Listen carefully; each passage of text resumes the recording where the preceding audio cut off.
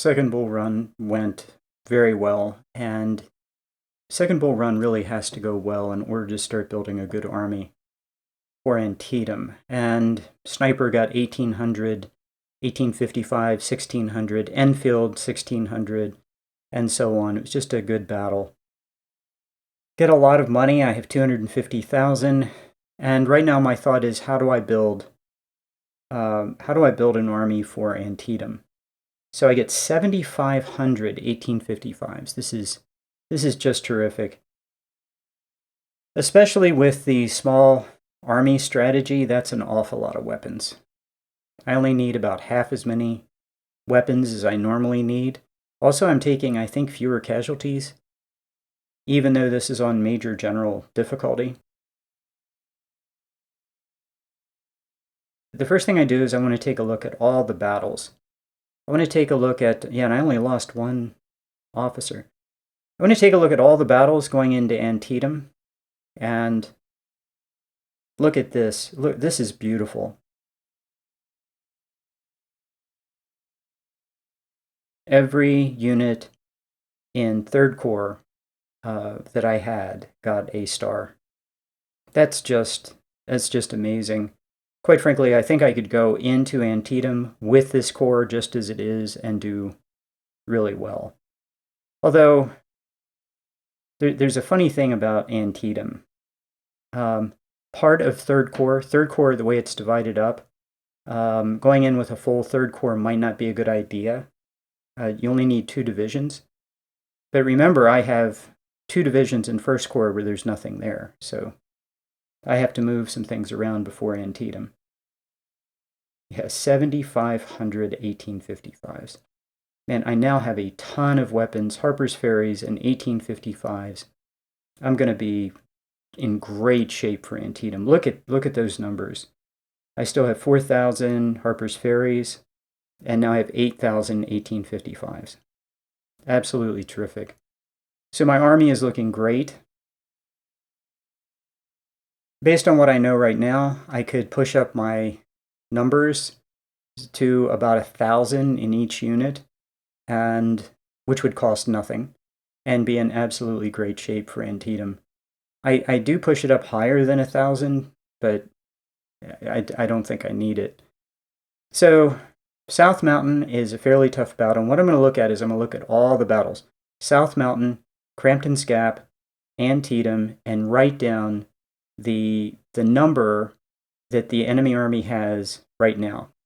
And for Antietam, the number is really important, 46, 425, and 159 guns. So my army is 34. I'm looking at that number. I can win the Battle of Antietam right now. I can take this army to Antietam, win the battle. No doubt in my mind. I don't have to do a thing, but I want to make the army stronger. So first thing I do, buy all the officers up. I'm going to need them because I need to build ballast units. And it looks like I have a lot of officers, but I'm going to need a lot of units to build these ballast units in 4th Corps, 3rd Corps, 4th Corps. So, and here's how I do this. And I go down to the lowest ranking. And it looks like I have plenty of officers. I run out. So even now I run out. And before Antietam, I run out. So I'm going to come up short with officers. And the game seems to give you fewer officers as you go on.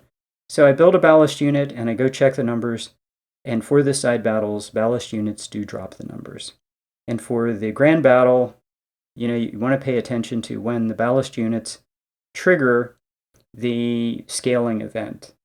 Okay, and that tells you how many men you can add to your core army. For the side battles, I have 2 side battles.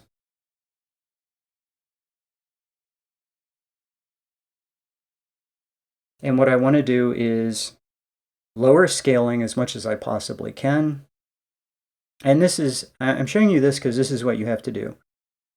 Build like a division of, like this. I've skipped ahead, and I've built like 2 divisions of scaling of ballast units. What's the effect on scaling in each of the battles? Because it's going to be different. The battles can operate by different rules. And you might notice that in one of your side battles, the numbers go down, but then they start going up because there's a penalty for having too many units, and that can happen too. And you have to try to figure out, okay, maybe I build artillery units, but does artillery scale? And sometimes you build an artillery unit and the infantry will scale. There's no fixed formula. You have to experiment. You have to just keep experimenting.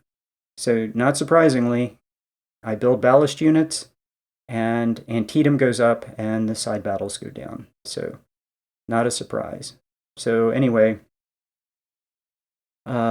I only put money into units that are going to fight in the next battle. I highly recommend doing that. The only exception being ballast units. And so this is what I have going on in 4th Corps. I can build some more. And so what I'll do is I'll build like a division and then see what happens to scaling. And I just keep building ballast units until I run out of weapons, because I really don't want to spend money. So I run out of weapons, and finally I get to this point where, okay, I have over $200,000. My manpower pool is over 50,000. I'm kind of putting these guys in the order I want, and I have driven the scaling down as far as I possibly can, and I'm ready for the next battle.